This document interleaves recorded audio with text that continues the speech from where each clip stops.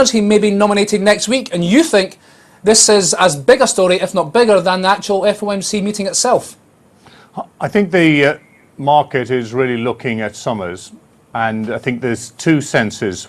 First of all, he's less enthusiastic about quantitative easing, and that could mean a faster tapering. And secondly, he's not a big fan of forward guidance, and that policy could be adapted or changed and providing less protection for US Treasuries.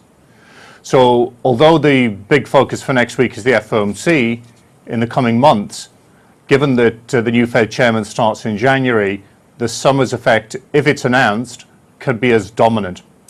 Well, we've already had a taster of what that Summers effect might be. Gold falling today to a 1 month low, Treasury yields popping up slightly. Would you expect those trades and maybe a selling off of emerging markets to continue in the weeks ahead? I think we've got to look at two time periods.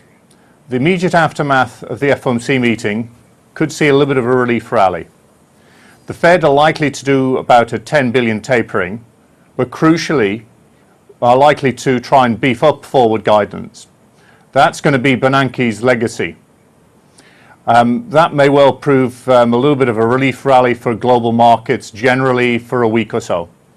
But then as we get into later September and into the autumn, I think the dominant issue is going to be the fact of the Fed tapering itself and the asset flows which are going to be less prominent in US Treasuries.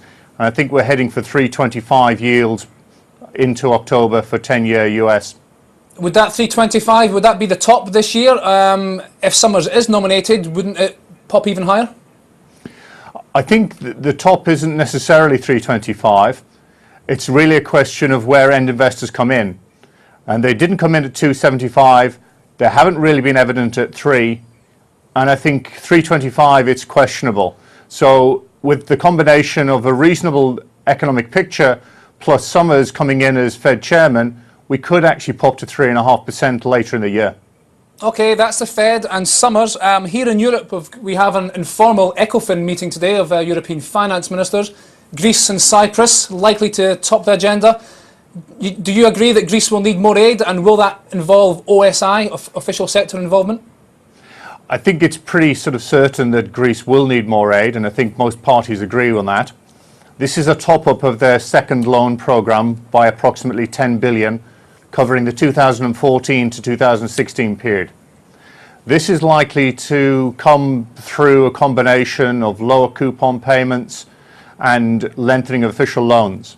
However, there will be a fight about this when we get to late October into November. And I think we'd sort of be concerned that some shenanigans will sort of surround Greece over that time period.